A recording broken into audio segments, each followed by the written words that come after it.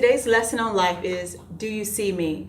Today we're going to be talking to a very special young woman who's going to share her experience with me and with you.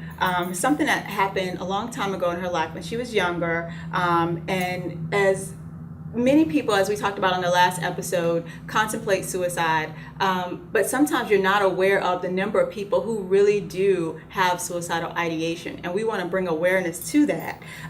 Would you know how to recognize if one of your loved ones was thinking about suicide? It could be your daughter, it could be your son, it could be your dad, it could be your uncle, it could be you. And I'm asking the world this question because a lot of people are asking, do you see me? And so I want you to think throughout this segment about the people in your life and the people on your job and the people in your community who are asking that question, do you see me? I'd like to welcome to the show Ms. Paulina Sykes, and behavior specialist, and Ms. Renee Hanna, licensed clinical social worker at the Western Tidewater Community Services Board. Thank you so much for being on the show and for being here today. Ms. Hanna, please tell us about your role at the Western Tidewater Community Services Board. Okay, well, I'm a licensed clinical social worker, so I do a lot of things that have a clinical element to them. So that might include outpatient therapy, whether it's individual, family, or group, or Wonderful. doing assessments on whatever the issues are that are going on. So just a variety of things that have a clinical nature to them. Okay, beautiful, beautiful. And so I want to welcome you again to the show because I want to talk to you a little bit later too. We're going to talk about sort of from your clinical opinion, what you think about certain things. And also later in the show, you're going to join me for community resources where we're going to share some resources. So thank you for sharing that. And Ms. Paulina Sykes, tell me, who is Paulina Sykes? Thank you for having me on the show. You're welcome. I'm 24. I am a behavior specialist. I'm in the mental health field. I have my own cake business and I enjoy baking. I do too. You do also. That's who I am. Cupcakes. Yes. I take them to all my students. And so that's wonderful. So that's pretty much who you are today. Yes. A beautiful young professional. But also I understand that you also had your own experience earlier in your life. Could you share a little bit about that with our audience? Yes, ma'am. At the time, I was 16. Okay. And I think I had suicide ideation for around maybe 2 or 3 months. Got into trouble with my parents. I was dating someone at the time, and they found out I was talking to this person, and they were a lot older than me. And the whole thing blew up, and they wanted to take him to jail, and I felt like I was ruining someone's life and just everything. And then everyone knew, my entire family and the church, and they wanted me to speak to the pastor. It was just so much. I can imagine that, because that's the interesting thing is a lot of parents do that even without the suicidal ideation. Tell the neighbors, tell the community, tell the pastor trying to talk to you. Everyone. That's a lot. Right. On top of every other thing you're going through when you're a teenager, trying to keep your grades up in sports and craziness at home. Yes. So I want to say I was writing, and one of my classmates was talking to me, and she knew what was going on. And she told the school counselor. Okay. And the school counselor called me down, and she spoke to me. I think I was there half the day talking to her. Okay. Good. And, she called my parents, and she said, well, she can't return to school until she has a psychological evaluation done. Okay. So my parents came and got me, and they took me to see a psychologist. Okay.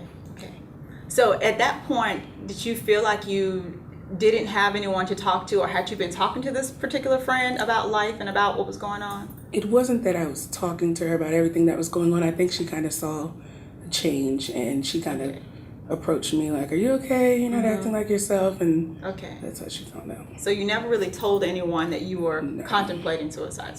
Okay. Did you feel like people wouldn't understand, or that you just felt like no one was listening, like no one cared? Okay. And I know you and I talked a little bit about this too. And so as the situation happened, you're young, you're dating this older guy, you're in love, of course, and you feel like everything's right until sort of the parents find out and they feel like it's wrong. And then it sort of goes downhill from there. But and I know you and I talked a little bit about this, but that moment of like, okay, it's not worth it. What was going through your mind? What kind of thoughts were sort of starting that process? You just want the suffering to stop. You want everything is just unbearable. Like you just feel like everything is piling on at once, So and true. you just want to stop it. So true. So true. For a lot of teenagers, which we're going to talk about in another show, but for a lot of people too, you know, you just want it to stop. And I always say that a lot of people that I've talked to who are experiencing suicidal ideation or the thought of suicide, sometimes it's not that they want to die. Sometimes they really want the pain to stop. Sometimes they really just want just the talking to stop. They really just want to feel better. Right. And I know in also talking with you, you sort of wanted your situation just to be normal. You just wanted the light off of you. Right. Can I just get back to normal? And so, but in that moment, like you said, it felt really heightened, like everything was just going wrong. You were going to hurt him and his life. You're going to get him in trouble. Right. You were in trouble.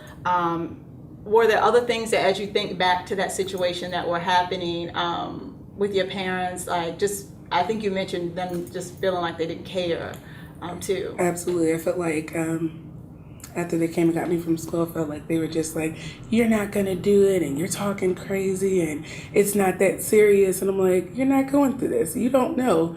And I felt like I didn't want them to take responsibility for the way I felt. I wanted them to actually act like, okay, we understand, we care. Yeah. And I didn't feel that way.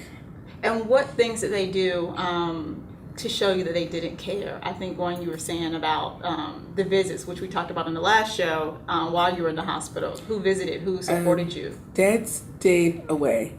Mom and Grandma came. But even though they were there, I didn't feel like they were really there for me. I felt like they were there because, okay, she gets a visit, we'll go.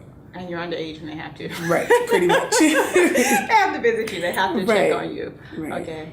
And so in the end of all of that, you feel like no one cares, that they're not supportive of your feelings. Right. And I think a lot of young people can feel like their feelings are dismissed because of how people respond, which we're going to talk about in a little bit too. But when you look back over your life now, being the beautiful young woman that you are now, what do you know now that you didn't know then? I'm glad that I didn't do it. I'm glad you didn't either. Everything's great now, and there was always someone to talk to, even though you feel like you can talk to someone. I could have went to the council myself, but of course you don't want everybody in your business. Yes. And but there was someone I could talk to. I could have talked to certain people in my family. It didn't have to be my parents, or I didn't have to go talk to the pastor. There was someone. Okay. So when you look back, there was always someone. Right. Okay. Anything else? No, ma'am. Okay. Because when I look at you and seeing the beautiful person that you are now, and I know that you had these same things then, because I know these things because I have a feeling about people, that smile of yours, I know you had that bubbly personality even then. And I want you to even know, as I was telling you on the phone, that, you know, even through the phone, even though we hadn't met, I could pick up on your strengths, and your personality probably serves you well now, not only in the community services board, but also in your cake business and probably being a people person. And you're probably not afraid to talk to people now. But in those times and in those moments, you know, you felt weak. But I want to encourage you and just thank you again for being here and just for sharing that part of your life, because I know that it can be very hard when you're going through that. But to live through it is so amazing. It's such a blessing. And so I'm glad that you're still here too. And so I'm going to go over to Ms. Hannah, and just because you have professional and personal experience of helping others with suicide, what might someone feel, that family member, we talked about, you know, her parents and family members, sometimes people don't know what to say or do. But let's just start with what a person might feel. Why might they be standoffish about this topic or helping? Well, there's still quite a bit of stigma associated with suicide. And so the pain that's associated with that, and they still may not really be able to feel like they can really express that. Okay. So there's still a lot of that going on. there could be an overwhelming amount of intense feelings of grief Okay. when they least expect it. Okay. So Okay. we have that working. Okay. And then somebody might feel really like alone and isolated, kind of like Paulina was speaking to. So Okay. and then the silence that's associated with Yes. suicide, it just complicates the issue Yes. even more. Yes, and we really do have to break the silence in so many ways with so many issues, because, of course, you've heard me talk about the saying, what goes on in the family stays in the family, which I find ridiculous, because we need to talk about certain things. We need to learn how to talk to one another. A lot of times we're trying to fight those battles that are out in the community when we have to first start fighting the battles in the home. We have to start fighting the battles that we have between parents and children, between husbands and wives, family members and family members. We have to start there. And so I wanted to express this because I think a lot of people don't know how to talk to their family members. There is that stigma of, that's associated with a lot of things, but also sometimes it's hard to talk to that family member. But you're causing that isolation too, not just the victim, but also the person who needs to say something. If you're that parent or that loved one, don't be afraid to call that person. Don't just not call because you don't know what to say. Figure out what to say, get a Hallmark card, let somebody write it for you, but call that person and check on them, say something to them. Don't leave it in silence. That's really important for us to do. Anything else that you want to add, or what people might just say, the simple things that they can say or do to be that supportive loved one for someone who's thinking about suicide or lost someone? Well, the support is really important, and the support can be whatever you feel like you can do to support the person. Sometimes we may not be able to say those things, but we can offer to babysit. Yes. That or offer a meal. Something. Meals are good. Something to help support. Food is always good. Always good. Can't go wrong with food usually. Yes. So Okay. any type of support that you can offer, it to let them know, like Paulina indicated, she was feeling that nobody cared. Yes. So just gestures like that Yes. can go to show Yes. that so there is somebody there, Yes. even if it's not the people that you expect it to be. Exactly. It can somebody cares. Yes. They need to be validated. Yes. Their feelings need to be validated. Yes. They need to know. They need compassion. Yes. They need recognition Exactly. that everything is going to be all right. Beautiful. So the support is just, I can't put enough emphasis on the support. And people mean well. They do. But don't say things like, "Oh, you'll be strong. You're strong," Yes. or you'll have other children. Yes. You'll get married again. Try Yes. to avoid cliches. Yes, like exactly. that. So just be real. Just Yes. be supportive. Yes. Be yourself. Yes. Don't avoid it. Exactly. It happened. Yes. So talk about it, but just be really supportive. Don't create a barrier when there doesn't have to be.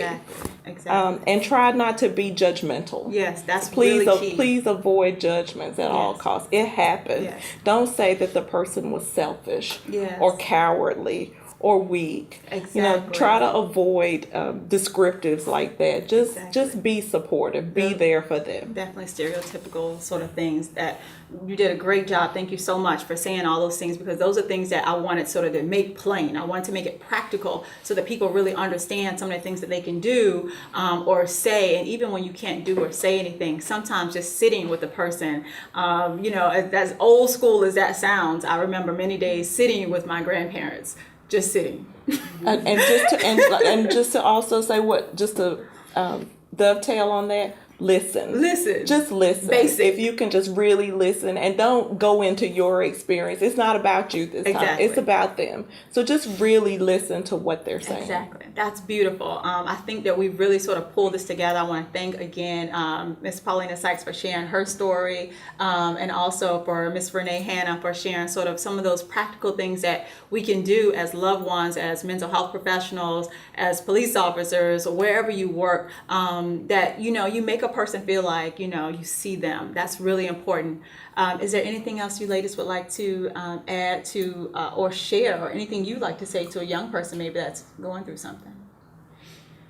I'd just like to say, whatever you're going through, like you said, there is someone to talk to, or Yeah. you can just sit with someone. But whatever you're thinking, we can find another way. Yeah.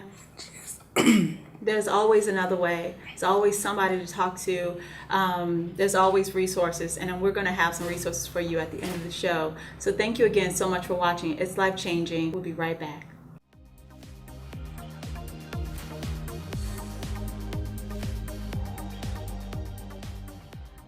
It's now time for me to speak into your life.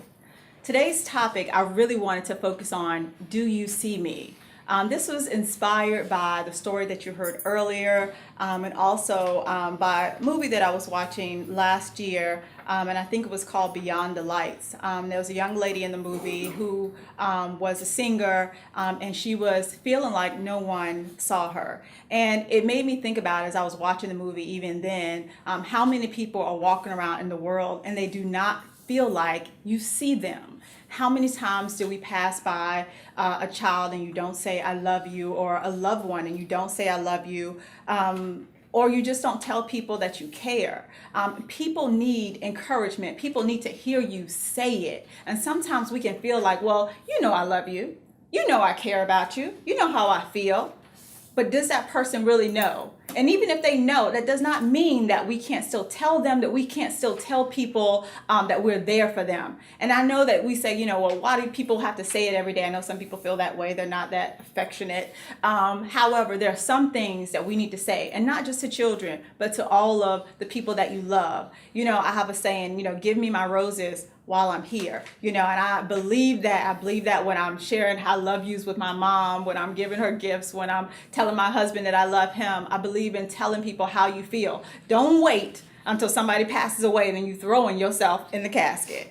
Don't wait and you crying and tears are dripping and snot is going everywhere. Don't wait until the person is gone. Say everything you need to say now. Do everything you need to do now so that you don't have any regrets later. But again, back to, do you see me? Do you see me? Do you really see what I'm going through? So many people are walking through life and they feel invisible. They feel like no one sees them. When was the last time you spoke to someone in an elevator? When was the last time you stopped at that person on your job? They looked a little depressed, but you didn't even stop to say, how are you? To talk about the sports or talk about the weather, or ask them how were Ronnie and Sarah, their two kids. You knew something was wrong, but you didn't say anything. What about the time you were walking through the church and you saw that person? They looked like their eyes were filled up with tears.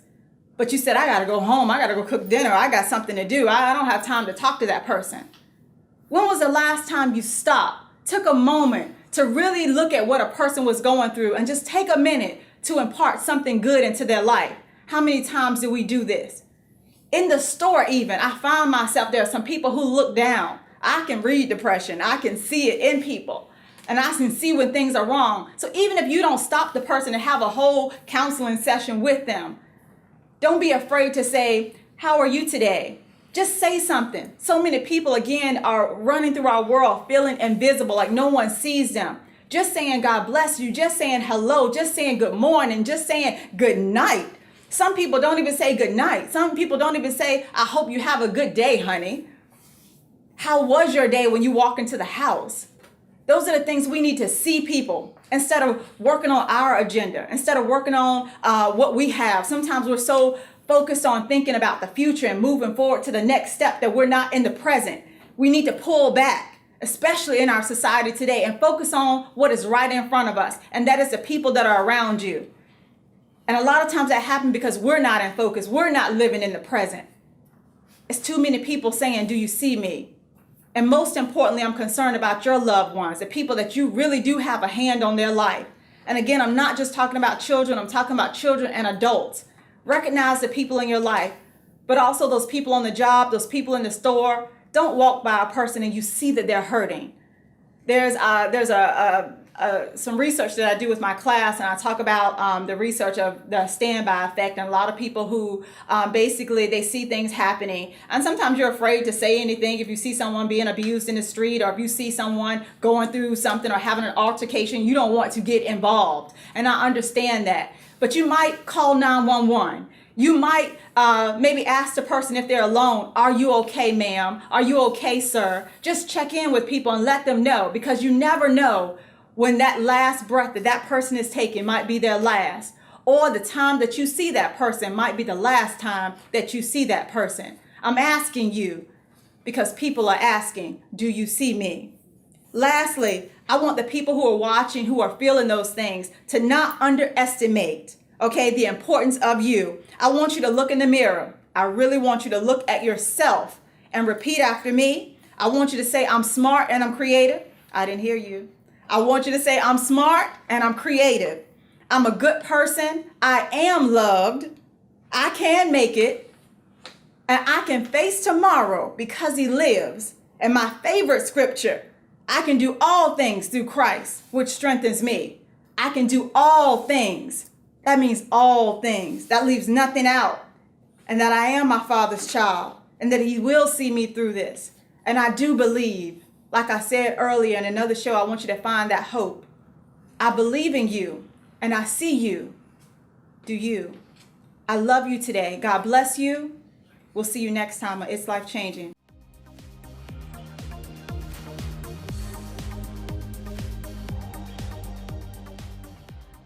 It's now time for our community resources.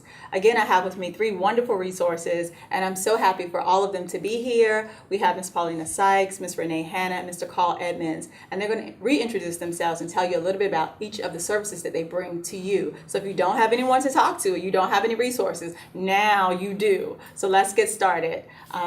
Please introduce yourself again and tell people about your services. My name is Paulina Sykes.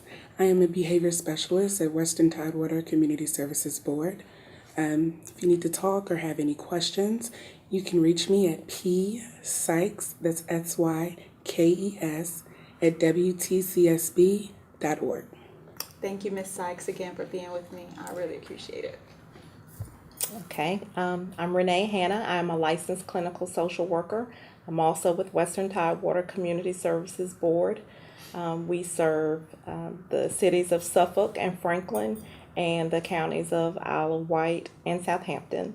And I am a outpatient therapist, so we offer services such as any type of outpatient therapy, whether it's individual for children or adolescents or adults, group therapy and or family therapy, whatever is needed.